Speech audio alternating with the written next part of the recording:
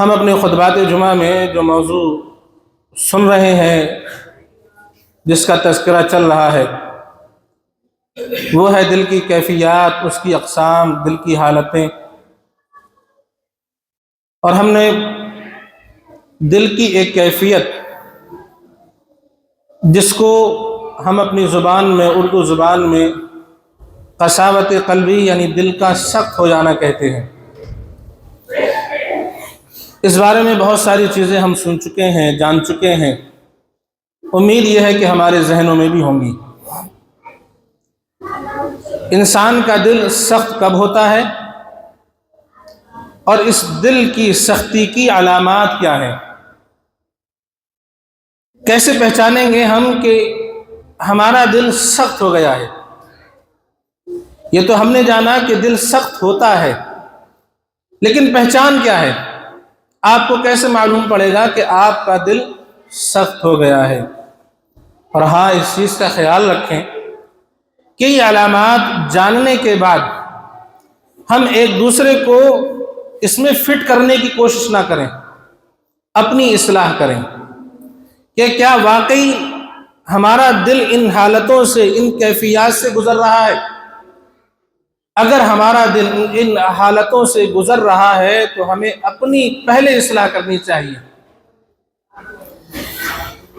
دل کی سختی کے بالمقابل ایک اور دل ہوتا ہے، قلب سلیم، قلب مطمئن، اطمینان بخش دل، اطاعت گزار، فرما بردار دل۔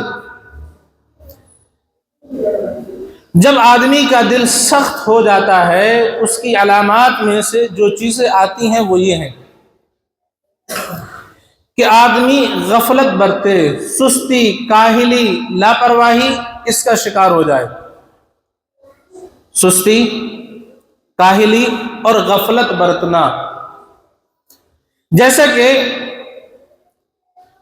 نماز پڑھنے میں سستی اور غفلت برتنا، فرائض میں کوتاہی کرنا۔ ٹھیک ہے، ابھی تو ظہر کی نماز ہوئی ہے، عصر تک انتظار کر لیتے ہیں، دونوں ملا کے پڑھیں گے۔ مسلسل اس پر ہمیشگی برتنا، کبھی کبھار ہو جاتا ہے تو کوئی مسئلہ نہیں ہے، شریعت اجازت دیتی ہے، لیکن ہم میں سے بہت سارے لوگ اس پر ہمیشگی کا ان کا عمل ہے، وہ ہمیشہ ہی اس عمل پر لاگو رہتے ہیں۔ شریعت تو اجازت دیتی ہے نا، ٹھیک ہے، شریعت اجازت دیتی ہے، لیکن اس نے ہی نماز کو اس کے اپنے وقتوں پر مقرر کیا ہے۔ ان الصلاۃ کانت علی المؤمنین کتابا موقوتا، مومنوں پر نماز ان کے وقتوں میں فرض ہے۔ اور ہم نے کیا کیا؟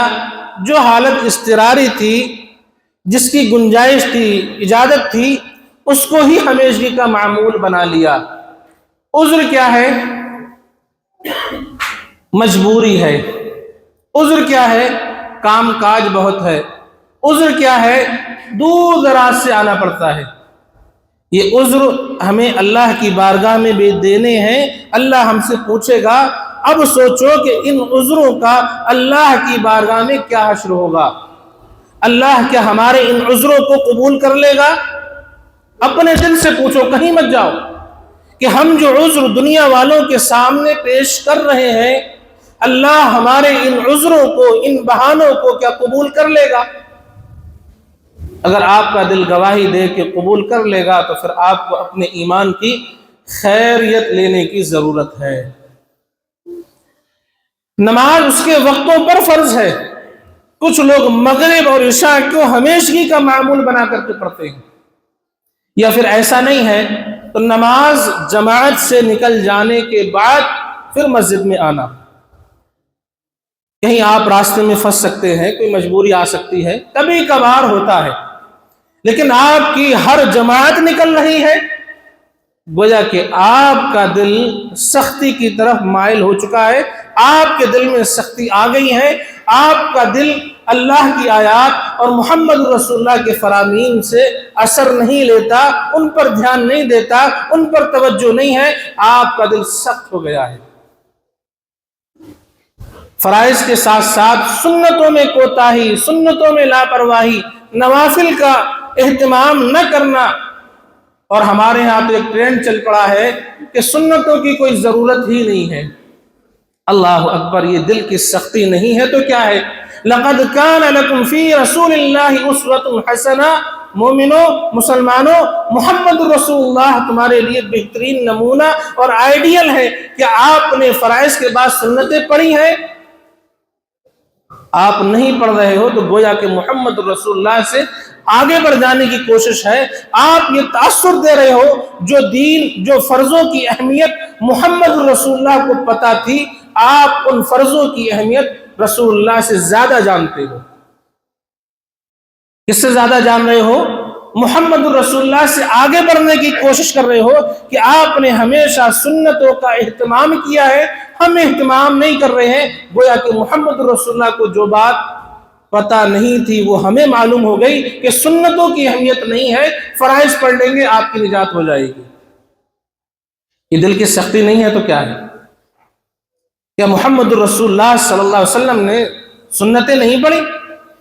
اپنے امتیوں کی ان کی فضیلت نہیں بتائی؟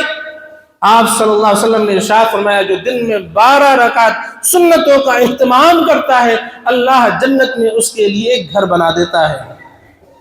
جنت میں گھر نہیں چاہیے؟ اگر چاہیے تو پھر کن سنتوں کا اہتمام کرنا ہوگا؟ نہیں چاہیے تو آپ کی مرضی ہے، آپ جہنم میں جانا چاہتے ہیں، لیکن اللہ رب العالمین کو پھر مجرم، ملزم یا اللہ رب العالمین پر تہمت مت لگانا۔ اللہ اپنے بندوں پر ظلم نہیں کرتا، اللہ انصاف پسند ہے، اپنے بندوں کے درمیان انصاف کرتا ہے۔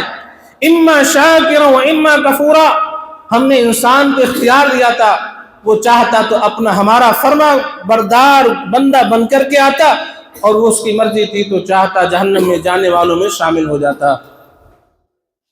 معلوم یہ ہوا کہ اگر ہم فرائض میں، سنتوں میں کوتاہی برت رہے ہیں، غفلت برت رہے ہیں، ہمارا دل سخت ہو چکا ہے، کیونکہ اللہ رب العالمین نے نماز مومنوں پر ان کے وقتوں میں فرض کی ہے۔ دل کی سختی کی علامت ایک غفلت بھی ہے۔ اللہ رب العالمین نے جن لوگوں کا تذکرہ فرمایا وَلَقَدْ ذَرَعْنَا لِجَهَنَّمَ كَثِيرًا مِنَ الْجِنِّ وَالْإِنسِ، ہم نے جہنم کی کھیتی بنا دیا ہے بہت سارے انسانوں کو، بہت سارے جنوں کو کہ یہ جہنم میں ہی جائیں گے۔ لَهُمْ قُلُوبٌ لَا يَفْقَهُونَ بِهَا، ان کے دل ہیں سمجھتے نہیں ہیں، ان کی آنکھیں ہیں دیکھتے نہیں ہیں، ان کے کان ہیں سنتے نہیں ہیں۔ اور پھر فرمایا اولئک هم الغافلون، یہ لوگ غفلت برتنے والے ہیں، غافل لوگ ہیں۔ جو لوگ غافل ہیں، یہ جہنم کی کھیتی ہے، ان کے دل سخت ہو گئے ہیں۔ یہ کتاب و سنت کے دلائل سن کر کے چست اور فرت نہیں ہو جاتے، فرتی ان میں نہیں آتی، یہ لوگ غافل ہیں اور جہنم کی کھیتی ہیں، اور جہنم میں سخت دل لوگ ہی جائیں گے۔ دوسری دلیل، اللہ رب العالمین نے ارشاد فرمایا، سورہ توبہ پڑھیے، وَلَا يَأْتُونَ الصَّلَاةَ إِلَّا وَهُمْ كُسَالَىٰ، یہ نماز کے لیے نہیں آتے ہیں مگر یہ کہ سستی کے ساتھ، کاہلی کے ساتھ، لاپرواہی کے ساتھ، اور یہ جو کچھ بھی خرچ کرتے ہیں اس میں دل جمعی نہیں ہے، دل کی گہرائی سے خرچ نہیں کرتے۔ یہی چیز اللہ رب العالمین نے سورہ نساء میں بھی ارشاد فرمائی، یراؤون الناس ولا یذکرون اللہ الا قلیلا، یہ نمازیں کس لیے پڑھ رہے ہیں؟ لوگوں کو دکھلانے کے لیے، اور پھر نمازوں میں اللہ کا ذکر بہت کم ہوتا ہے۔ یعنی اگر ہم نماز پڑھنے میں جلد بازی سے کام لے رہے ہیں، نماز کے اندر ہمارا خشوع خضوع نہیں ہے، عاجزی انکساری نہیں ہے، ہمارے دل کے اندر سختی آ چکی ہے۔ اب خشوع خضوع کا مطلب یہ ہرگز نہیں ہے کہ امام صاحب رکوع سے اٹھے اور آپ رکوع میں جانے کا اہتمام کریں، امام صاحب سجدے میں جائیں آپ رکوع سے اٹھنے کا اہتمام کریں۔ اس خشوع خضوع کا مطلب یہ نہیں ہے، یہ بھی اللہ اور اس کے رسول کے احکامات کو نظر انداز کر دینا ہے۔ امام کے پیچھے پیچھے چلا جاتا ہے، اتنے پیچھے نہ ہو جائیے کہ آپ کی ٹرین نکل جائے۔ امام رکوع کرے اور آپ رکوع میں جائیں، امام سجدہ کرے آپ رکوع سے سر اٹھائیں، آپ نے کتاب و سنت کے دلائل کو صحیح نہیں سمجھا ہے، خشوع خضوع کا مطلب اور مفہوم غلط لیا ہے۔ یہ لوگ نماز پڑھنے کے لیے آتے ہیں لیکن بڑی سستی اور کاہلی کے ساتھ، لاپرواہی کے ساتھ، اور جب دل میں سختی آ گئی، سستی آ گئی، لاپرواہی آ گئی، نمازوں میں غفلت آ گئی، یہ دل جنت میں نہیں جایا کرتے۔ دل کی سختی کی علامت یہ ہے کہ آپ کا اٹھنا بیٹھنا کن لوگوں کے ساتھ ہے، کن لوگوں میں آپ کی صحبت ہے، کیونکہ صحبتوں کا اثر یقیناً ہوا کرتا ہے۔ اللہ رب العالمین نے رسول اللہ صلی اللہ علیہ وسلم کو حکم دیا، وَاصْبِرْ نَفْسَكَ مَعَ الَّذِينَ يَدْعُونَ رَبَّهُمْ بِالْغَدَاةِ وَالْعَشِيِّ يُرِيدُونَ وَجْهَهُ۔ اے محمد رسول اللہ صلی اللہ علیہ وسلم، وَاصْبِرْ نَفْسَكَ مَعَ الَّذِينَ، آپ ان لوگوں کو لازم پکڑ لیجئے جو آپ کے رب کا ذکر صبح و شام کرتے ہیں، اللہ کو صبح و شام یاد کرتے ہیں، یعنی نیک لوگوں کی صحبت اختیار کیجئے۔ ہماری صحبت کن لوگوں کے ساتھ ہے؟ چرسیوں کے ساتھ، شرابیوں کے ساتھ، نشیڑیوں کے ساتھ، جوا کھیلنے والوں کے ساتھ، اور بڑے فخر سے کہتے ہیں کیا کریں دوستی ہے چھوٹتی نہیں، کیا کریں ہماری کوشش ہوتی ہے ان کی اصلاح ہو جائے۔ اصلاح کا مطلب یہ نہیں ہے کہ آپ کی عمر انہی لوگوں کے ساتھ گزر جائے، پھر آپ کے اوپر ان کی صحبت کا ضرور اثر آئے گا، آہستہ آہستہ آپ بھی غفلتوں کا شکار ہو جائیں گے۔ صحبتوں کا اثر ہوا کرتا ہے، اور یہ بات ہم بخوبی جانتے ہیں۔ اپنے ماحول کو پاکیزہ کیجئے، اپنی دوستی اہل ایمان کے ساتھ، اہل تقوی کے ساتھ لازم پکڑ لیجئے۔ ان لوگوں میں اپنا اٹھنا بیٹھ نہ کیجئے۔ جو لوگ شکوک اور شبہات کے شکار ہیں، ان سے اپنی دوستیاں ختم کر لیجئے۔ ایک دن ہوگا آہستہ آہستہ یہ اپنا اثر ضرور آپ کے اوپر دکھائیں گے، اور پھر ہمارے اہل جماعت کے ساتھ یہی ہوا، یہی ہوا اس جماعت کے ساتھ۔ پہلے کوئی بات نہیں، چلو چلتا ہے کوئی بات نہیں، پھر ایک دن آہستہ آہستہ ہوتے ہوتے یہ نمبر آیا، یہ لوگ حدیث کے منکر ہو گئے۔ ایک دم نہیں ہوتے منکر، شکوک اور شبہات میں پڑ جانے والے، ان کے ساتھ صحبت اختیار کرنے والے، پھر آخر یہ لوگ کتنا بڑا تیر مار لیتے ہیں، نماز ان سے گئی، روزہ ان سے گیا، خیر کے کام ان سے گئے، اور یہ سمجھ رہے ہوتے ہیں ہم نے بہت کمال کا کام کیا ہے۔ یہ لوگ، ایسے لوگوں سے اپنی صحبتیں دور کر لیجئے۔ الحب للہ والبغض للہ، شریعت نے ہمیں دوستی کا، دشمنی کا مفہوم سمجھایا ہے۔ اگر کسی سے دوستی ہے اللہ کی رضا کے لیے، اگر کسی سے دشمنی ہے تو اللہ کی رضا کے لیے۔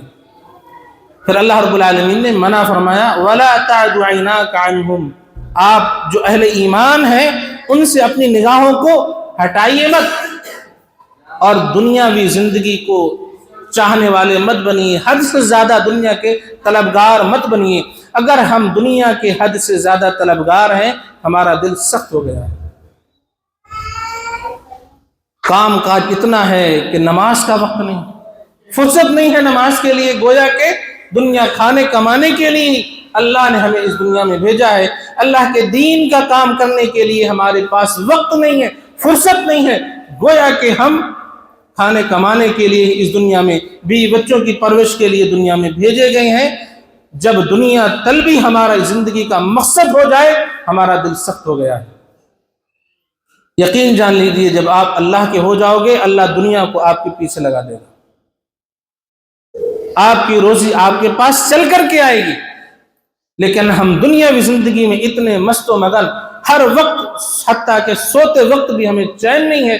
ہم استنجا کرنے بیت الخلا بھی جاتے ہیں، اس وقت بھی ہمیں دنیا کی فکر رہتی ہے کہ یہ چند منٹ نکال کر کے اپنی قضائے حاجت کرنی ہے، اس وقت بھی ہمیں فرصت نہیں ہے کہ سکون سے کر لیں۔ اس دنیا کی طلب میں ہم اتنے مست و مگن ہو گئے کہ اللہ کو بھول گئے۔ اور پھر ایک دن یہ بھی آتا ہے، پھر ایسا آدمی نماز میں سستی کرتے کرتے نماز پڑھنا ہی چھوڑ دیتا ہے، یا پھر نماز پڑھتا بھی ہے تو وہی منافقوں والی نماز، یراؤن الناس، لوگوں کو دکھلاوے کے لیے یا سستی کے ساتھ، لاپرواہی کے ساتھ جلدی جلدی نماز پڑھ کر کے یہ آدمی گویا کہ یہ سمجھتا ہے کہ وہ قید خانے میں آ گیا ہے، اب اس سے رہائی کب ملے گی۔ اگر ہم، دنیا کمانا یہ بری بات نہیں ہے، آپ کماؤ، لیکن کیسے؟ سورہ جمعہ میں اللہ رب العالمین نے ہمیں دنیا کمانے کا اصول بتایا، فَإِذَا قُضِيَتِ الصَّلَاةُ فَانْتَشِرُوا فِي الْأَرْضِ، جب نماز پڑھ لو، اللہ کا ذکر کر لو، جاؤ زمین میں، بہت بڑی زمین ہے، کشادہ ہے، خوب کماؤ، خوب کھاؤ، خوب روزی روٹی کی جستجو کرو، لیکن اس سے پہلے نماز پڑھنا ضروری ہے۔ ہم کیا کرتے ہیں؟ نماز کو قربان کر دیتے ہیں، لیکن ذرا گاہک کا آنا، کسی پارٹی کا آنا، اس کو کینسل نہیں کرتے۔ اچھا ایک دفعہ چلو کوئی مسئلہ نہیں، ہر وقت یہی مسئلہ ہے آپ کے ساتھ، گویا کہ آپ کا دل سخت ہو گیا ہے۔ لہذا ہمیں یہ چاہیے، یہ جو علامات بتائی گئی ہیں، ان علامات سے اپنے آپ کو دور کر لیں، اور خاص طور سے اللہ سے دعا کریں ہمارے دل کی سختی کی جو علامات ہیں اللہ ہمیں اس سے دور فرما دے، اللہ ہمیں قلب مطمئن عطا فرما دے، قلب سلیم عطا فرما دے، اللہ ہمارے دل کو نرم کر دے۔ اگر ہماری گفتگو نرم نہیں ہے، ہمارا لب و لہجہ نرم نہیں ہے، ہماری گفتگو کا انداز میٹھا نہیں ہے، ہر وقت ہم کھرا بولنے والے اپنے آپ کو سمجھتے ہیں، گویا کہ ہمارا دل بھی سخت ہو گیا ہے۔ محمد الرسول اللہ سے کھرا کوئی بول سکتا ہے، لیکن دشمن بھی آپ کی بات سنتا تھا، اس سے اثر لیتا تھا۔ ہمارا اپنا ہماری بات سنتا ہے، نفرت لے کے جاتا ہے۔ کیا محمد الرسول اللہ سے بھی زیادہ بڑھ کر کے ہم کھرا اور سچ بول سکتے ہیں؟ لیکن آپ نے دین کا کام کیسے کیا، دین کیسے پہنچایا؟ سختی ہونا چاہیے، لیکن ہر وقت نہیں۔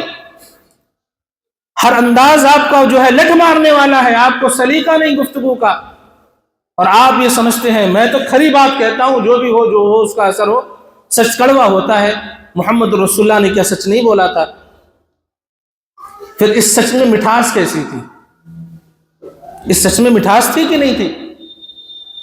اور ہمارا سچ کیسا ہوتا ہے؟ آدمی ایک دفعہ آئے، ملے، ملاقات کرے، دوبارہ دعا کرتا ہے اللہ ایسے لوگوں سے ملاقات نہ کرانا، اور پھر ہم سوچتے ہیں بڑے دین کا کام کر رہے ہیں۔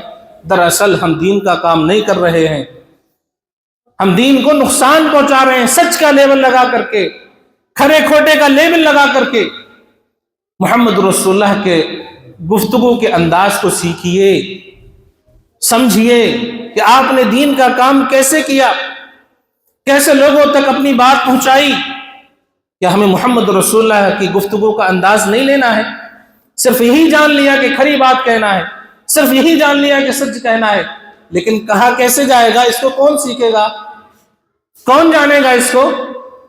لہذا ان چیزوں کو اہمیت دینے کی ضرورت ہے کہ آپ کی گفتگو کا انداز شیریں، نرم، ایسا ہونا چاہیے کہ آدمی ایک دفعہ مل لے، اس کو دوبارہ تمنا ہو کہ مجھے اس سے ملنا ہے، اس کو طلب ہو کہ ان لوگوں کے پاس جا کے بیٹھنا ہے۔ اللہ اکبر۔ لہذا اپنی گفتگو کو نرم کیجئے۔ جب آدمی کا دل نرم ہو جاتا ہے، اس کی گفتگو نرم ہو جاتی ہے، لوگ اس کے پاس کھینچے چلے آتے ہیں۔ میں نے ذکر کیا تھا دل کی سختی کے بالمقابل ہوتا ہے قلب سلیم، قلب مطمئن۔ قلب سلیم کیا ہے؟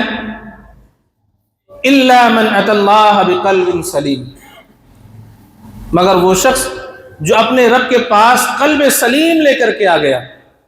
اس سے پہلے یوم لا ينفع مال ولا بنون، یاد رکھو قیامت کے دن میدان محشر میں اللہ کی بارگاہ میں اولاد نفع نہیں دے گی، مال فائدہ نہیں پہنچائے گا، الا من اتى اللہ بقلب سلیم، ہاں جو شخص قلب سلیم لے کر کے آ گیا یہ کامیاب ہو جائے گا۔ قلب سلیم کیا ہے؟ جو ہی اللہ کا حکم، محمد رسول اللہ کے فرامین سنے، آمنا وصدقنا، جی میں حاضر ہوں، اللہ تیرا حکم پہنچا ہے، میں حاضر ہوں۔ ہمارے دل کا معاملہ کیا ہے؟ اللہ تیرا حکم پہنچ گیا، ٹھیک ہے، اب میں نافرمانی کروں گا۔ الا من اتى اللہ بقلب سلیم، جو قلب سلیم لے کر کے آ گیا۔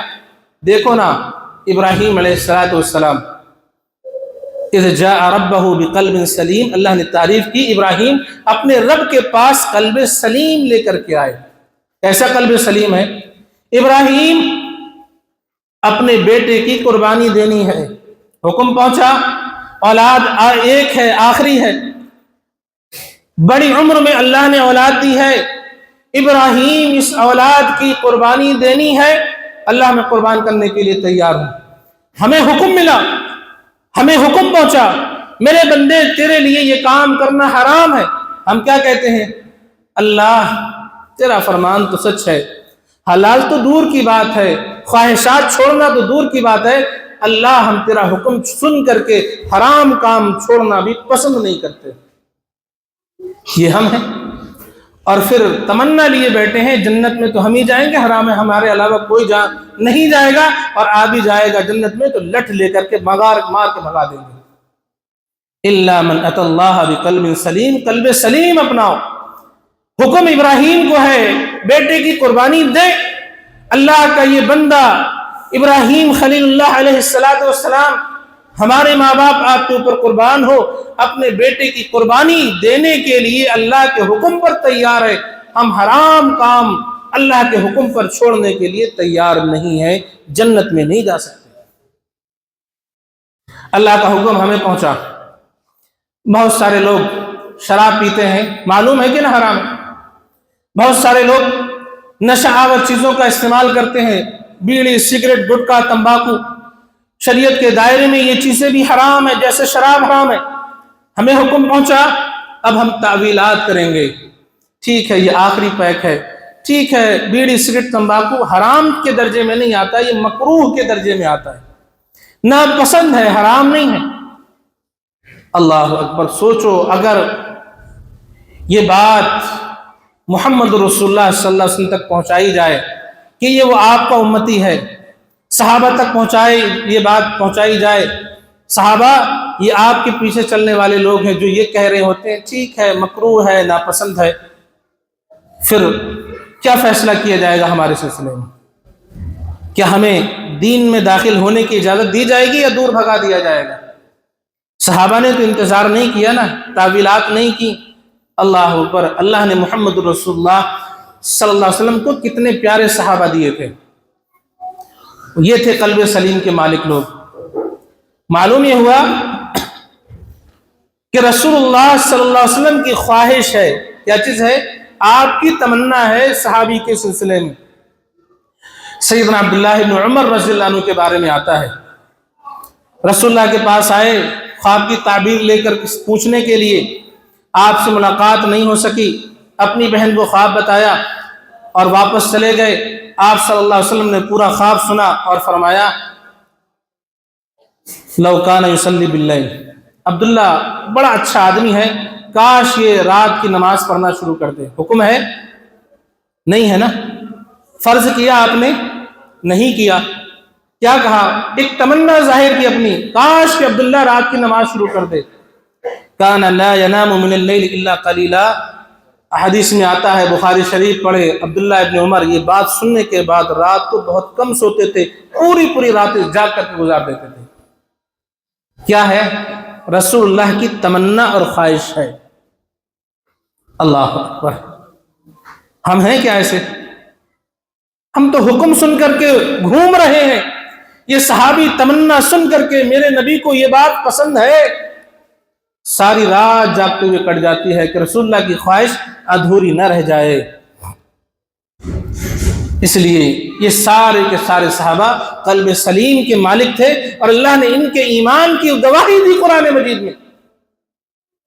یہ منافق، یہ یہودی، یہ صحابہ کو سفہا اور بے وقوف کہتے ہیں نا، دراصل یہ خود بے وقوف ہے اور صحابہ اہل ایمان میں سے ہیں۔ یہ دین کا مذاق نہیں اڑا رہے، یہ صحابہ کا مذاق نہیں اڑا رہے، یہ اللہ کا مذاق نہیں اڑا رہے، بلکہ اللہ یستہزئ بہم، اللہ ان کے ساتھ کھلواڑ کر رہا ہے۔ یہ اپنی اسی دنیاوی زندگی میں مست و مگن ہے اور سمجھ رہے ہیں ہم بڑے دین کا کام کر رہے ہیں۔ ایسے بے وقوف ہم میں بھی پائے جاتے ہیں جو دین کو بگاڑ کی شکل و صورت میں پیش کر کے اور یہ سمجھتے ہیں بڑے دین کا کام ہم کر رہے ہیں۔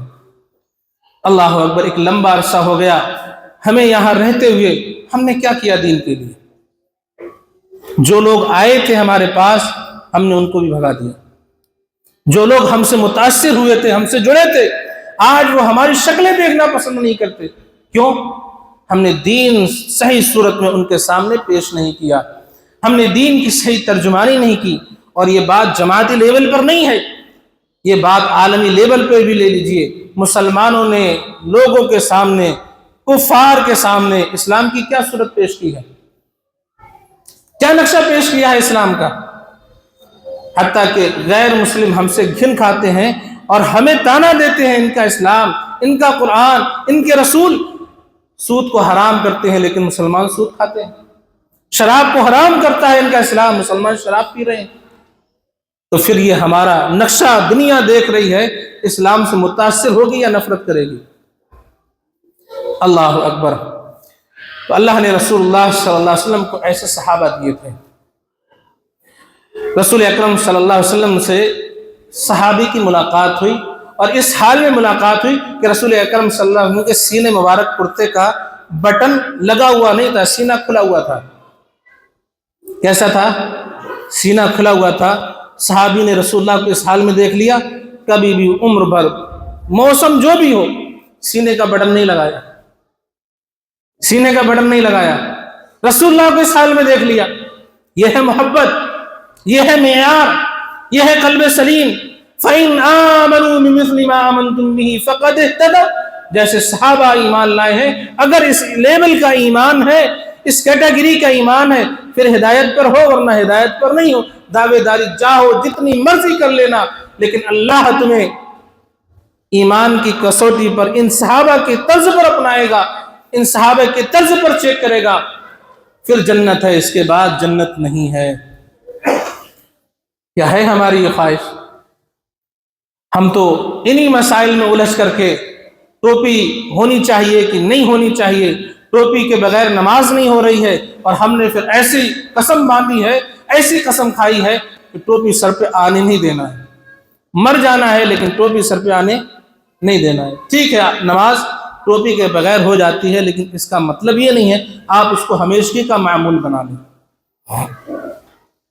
صحابی نے کیا دیکھا؟ رسول اللہ صلی اللہ علیہ وسلم کا چہرے مبارک، آپ کا سینہ مبارک کھلا ہوا ہے، اور ہماری تو داڑھی اور چہرہ کہاں ہے؟ رسول اللہ کی داڑھی مبارک کہاں ہے؟ صحابی کی داڑھی مبارک کہاں ہے؟ اور ہماری داڑیاں. رسول اللہ ہمیں اپنائیں گے کہ گھن کھائیں گے؟ رسول اللہ سے ملاقات کرنی ہے کہ نہیں کرنی؟ میدان محشر میں جانا ہے کہ نہیں جانا؟ آپ کے دست مبارک سے حوض کوثر پینا ہے کہ نہیں پینا؟ آپ کی شفاعت کا حقدار اپنے آپ کو بنانا ہے یا نہیں بنانا؟ یہ تمنا، یہ خواہش ہے کہ نہیں ہے کہ میرے حبیب، میرے نبی، میرے رسول میرے لیے اللہ کی بارگاہ میں سفارش پیش کریں؟ اللہ یہ میرا امتی ہے، اس کے گناہوں کو معاف فرما دے. اللہ یہ میرا امتی ہے، اس کو جنت میں داخل کر دے. ہماری یہ صورت دیکھ کر کے رسول اللہ کیا سفارش کریں گے؟ رسول اللہ کیا جام کوثر ہمیں پلائیں گے؟ سحقن سحقن لمن غیر بعدی، فرمائیں گے دور کرو ان کو، انہوں نے میرا دین بدل دیا، میرا طریقہ بدل دیا، میری سنتوں کو بدل دیا، ہٹاؤ ان کو یہاں سے، یہ میرے امتی نہیں ہے. رسول اللہ کے چہرے مبارک پہ داڑھی ہے، ہمارے چہرے داڑھیوں سے صاف ہیں. اللہ اکبر. عزیزو، کچھ فکر کرو دین کی، کچھ شرم کھاؤ دین کی، کچھ لاج رکھو رسول اللہ کی سنتوں کی. اتنے بغیرت اور ڈھیٹ نہ بنو کہ تمہارے اوپر قرآن کی آیات اور محمد رسول اللہ کے فرامین اثر ہی نہ کریں. اگر اثر انداز نہیں ہو رہے ہیں تو ہمارے دل سخت ہو گئے ہیں. اللہ رب العالمین ہمیں دل کی سختی سے محفوظ فرما دے. اللہ ہمارے دلوں کو نرم فرما دے. اللہ رب العالمین ہمیں قلب سلیم عطا فرمائے. اللہ رب العالمین ہمیں قلب مطمئن عطا فرمائے. اللہ رب العالمین ہمیں اطاعت گزار، فرما بردار بندہ بنائے، آپ کی سنتوں پر عمل کرنے والا بنائے.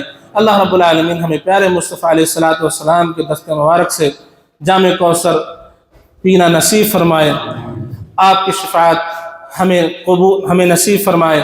رب العالمین سے دعا کریں جو بیمار ہیں اللہ انہیں شفا عاجلہ کاملہ کلیہ عطا فرمائے. جہاں کہیں مسلمان پریشان حال ہیں اللہ ان سب کی غیبی مدد فرمائے. انہیں بھی اور ہمیں بھی ہمیشہ اپنی حفظ و امان میں رکھے. اللہ دشمنوں کو نیست و نابود کر دے، ان کا ملیہ میٹ کر دے، ان کی چالوں اور تدبیروں کو ان کے اوپر الٹا دے. جب تک زندہ رکھے ایمان و اسلام پر زندہ رکھے. خاتمہ ہو تو توحید پر ہو. جو بھائی قرض کے بوجھ تلے دبے ہوئے ہیں اللہ ان سب کی قرض کی ادائیگی کا اہتمام فرما دے. آمین. تقبل یا رب العالمین.